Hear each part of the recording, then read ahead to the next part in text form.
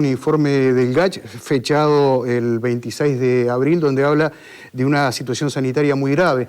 Ese informe, que tiene 23 páginas, tiene un inciso dedicado a la educación donde se señala, entre otras cosas, que la pérdida de la presencialidad lleva a una situación irreparable, que es muy duro el término utilizado. Pero quería comentar, y lo voy a leer textual, es muy corto, señala además en ese inciso: por lo expuesto anteriormente, estamos en un escenario de riesgo para avanzar a una presencialidad segura y sostenida. Ante la eventualidad de considerar el regreso a la presencialidad, esta debería ser en forma paulatina, progresiva y monitorizada. Que me parece que es lo que se ha hecho en realidad con el tema hoy de las escuelas rurales, exactamente. Sí. Pero me parece que es un insumo que no lo teníamos el año pasado, cuando fui al archivo porque tenía la duda, cuando se reiniciaron las clases presenciales el año pasado. ¿Saben cuántos casos teníamos por semana? 7. 7 casos era el promedio semanal que teníamos de COVID. O sea, era un escenario totalmente distinto, ni siquiera al que tenemos hoy, al que teníamos hace un mes cuando comenzaron las clases. Por lo tanto, me parece que hay que tener muy presente todo esto. Y además, si después miramos a un país que está haciendo muy bien las cosas a nivel mundial y que es un ejemplo, y por algo hoy tenemos profesionales de la salud y de la enfermería aquí en Uruguay, que son los ciudadanos israelíes y el gobierno israelí en particular, ellos cometieron un error muy grave y lo dieron a conocer al mundo, que fue abrir la presencialidad a la educación cuando tenían muy pocos casos. Y comenzaron a tener un rebrote importantísimo porque la movilidad ya era avanzada. No existían todavía la campaña de vacunación, que hoy tiene un 81% en Israel. Y comentan, no cometan el mismo error, porque el hecho de pensar, bueno, tenemos la posibilidad de abrir las escuelas, puede llegar a generar, por esa movilidad de la que todos hablamos. ¿Y cuál es el escenario que te indica la posibilidad de abrir las escuelas? Bueno, quizás lo que no habría que hacer es, primero que nada, decir que las escuelas es lo último que se cierra y lo primero que se abre. Porque en realidad hoy es lo primero que se cerró y es lo último que se está abriendo.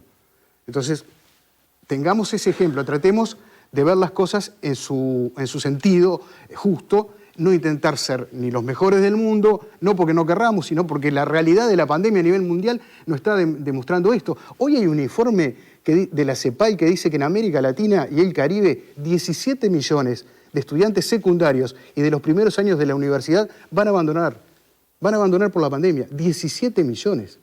O sea, es una realidad que golpea a nivel mundial, ni que hablar. Y vamos a estar viendo las consecuencias a futuro. O sea, eso es lo que nosotros todavía no estamos... Bueno, por algo lo de daño irreparable que menciona el GACH. Exacto. ¿Por acá?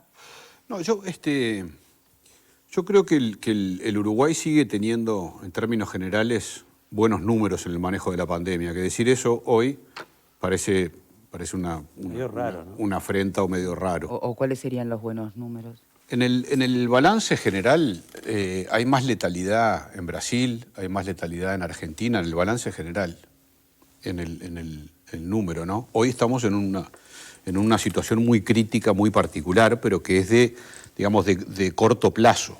Yo digo en el balance general, desde el 13 de marzo al día de hoy, los números, más allá de la dificultad, es muy conformista eso, Fernando, perdóname. No, pero no es un tema de conformidad. Yo no estoy conforme, obviamente no creo que haya nadie conforme con la situación.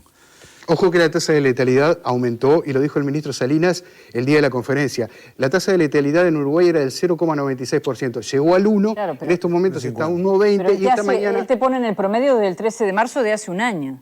Para dejar terminar, a ver. Yo no estoy diciendo que el momento de hoy es crítico, y es el peor. Somos en ese sentido el peor del mundo, somos el mejor del mundo en ritmo de vacunación y somos el peor del mundo en ese aspecto. Hoy, yo estoy hablando del balance general. Este es un partido de largo plazo, ya llevamos un año y pico. Las cuentas se van a pasar raya al final, como no fue. Yo creo que los muertos, que los fallecidos, son inevitables, absolutamente inevitables. No hay país en el mundo con distintos manejos de la pandemia que no haya tenido muertos por COVID. No hay, algunos más, otros menos. Los muertos por COVID son inevitables. No hay forma de que el COVID no se lleve vidas. No hay. Por lo menos no hay ningún país en el mundo que lo haya logrado. Yo lo que digo es que esto, intentando explicarme yo la situación que se está dando con la educación y con otros, con el manejo del gobierno, ¿no? Porque a mí me tocó además estar en una situación similar. Cuando un familiar tiene, o un amigo, alguna enfermedad muy grave que tiene que ser operado en el exterior. Y que tiene un costo sideral operar en el exterior. Entonces empieza la discusión en la familia. ¿Podemos? ¿No podemos? Podemos, sí, pero perdemos esta casa, perdemos este auto, hipotecamos esto, mirá, tenemos que pedir prestado, plata para operarlo en el exterior. ¿Vale la pena hacer todo ese esfuerzo? Y empiezan a medirse eso, ¿no?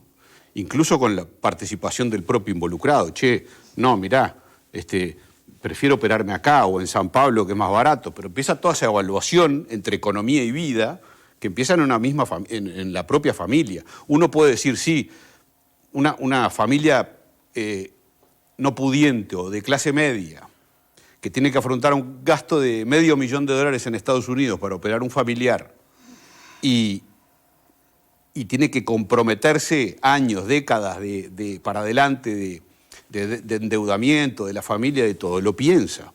Y a mí me parece que ese es el razonamiento. Por eso las dos posiciones, claro, las dos posiciones son válidas. En la misma familia, y a mí me tocó participar de alguna discusión de esa, en la misma familia hay quien dice, no, loco, vamos a operarlo acá, con los instrumentos que hay en Montevideo, porque no podemos comprometer $500,000. Y hay otro que dice, no, tenemos que hacer todo el esfuerzo del mundo, porque una vida... y son las dos posiciones que hay hoy, y las dos son válidas. Y el Poder Ejecutivo lo que tiene que hacer es conjugar esas dos y decir, ni voy a hipotecar, porque vos decís, para todo, cerrá todo, poné $3.000 millones en la economía, $4.000 millones, dale la renta básica a todo el mundo, solucioná y paramos. Pero porque hay que Pero ni siquiera, es buenísimo lo que estás pero planteando. Ni siquiera sabés. Pero ¿por qué en los extremos? Claro. Porque son los extremos. Claro. Porque lo que no es extremo es lo que se está haciendo. Porque hoy se está subvencionando una enorme cantidad de gente, de empresas, de todo tipo, se está comprometiendo la educación. Hoy ya se invirtieron $1.500 millones. 700 más claro, 900, 1.600 millones de dólares. Ya estás invirtiendo. ¿Cuánto más vas a poner? ¿1.000, 2.000? ¿Cuánto vale? Pero además, lo último que digo, sin la certeza de que aunque pongas 5.000 millones de dólares, vas a evitar muerte. Sin la certeza. Como los que dicen hay que cerrar todo, tampoco tienen certeza que cerrando todo vayas a evitarlo. No hay certeza. Para mí, yo llegué a esa conclusión de que resume, llevado al plano a lo chico, a lo de uno, resume una situación familiar que se da en esas características. No podemos dejarlo morir, sí, pero tampoco podemos dejar la vida en esto sin garantías de que vaya a vivir porque gastemos el $500,000 y sin garantía de que se vaya a morir si no lo operamos en Buenos Aires en vez de en Estados Unidos. Es un buen ejemplo, un dilema muy difícil. Es un buen ejemplo, pero flaquea por el lado de que vos lo estás planteando. Y mirá que ese mismo ejemplo yo lo planteé hace 4 meses más o menos, hablando, y puse a un abuelo en el ejemplo, y terminaba muriendo el abuelo porque la familia había decidido que era el daño colateral menos complejo. Inmediatamente lo que dije es, pero eso puede llegar a ocurrir en el plano de una familia. No debería ocurrir habiendo un Estado de por medio.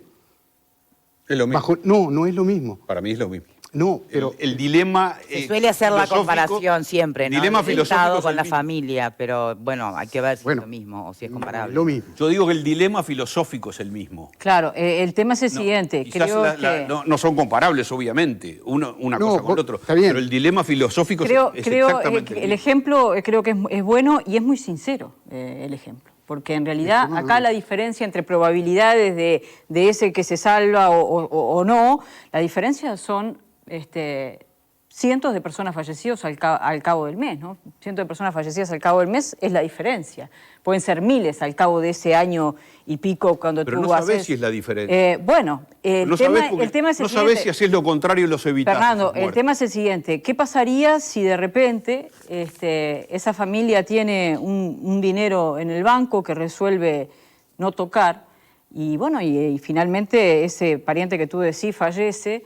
¿No quedará la sensación de que tal vez no hicimos todo para evitarlo? Puede ser. Creo que esa es una diferencia, ¿no? Porque si teníamos al alcance la posibilidad, nadie nos iba a garantizar, porque eso no está firmado en ningún sitio, que se iba a salvar. Pero tal vez podamos tener la tranquilidad de conciencia, hicimos todo lo que estaba al alcance. Y creo que a veces la sensación que nos queda con ese equilibrio que tú definís es que tal vez tenemos algunos ahorros allí en el cajoncito, en el cofre, que no estamos echando mano.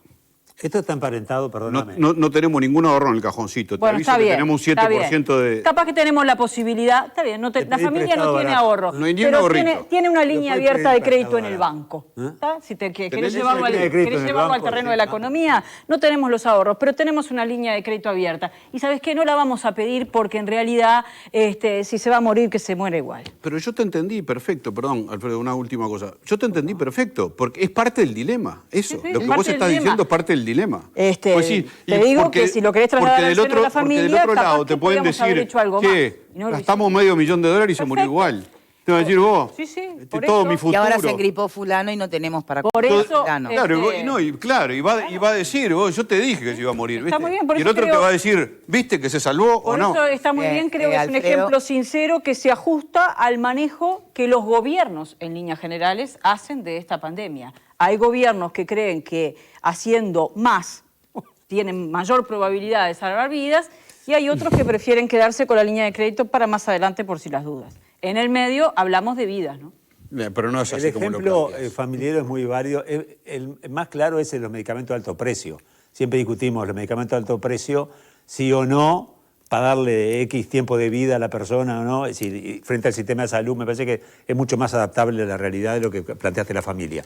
Pero acá no estamos hablando en este caso de las clases, no estamos hablando de plata, estamos hablando de movilidad y estamos hablando de que no se gasta más dinero por iniciar las clases o no iniciar las clases.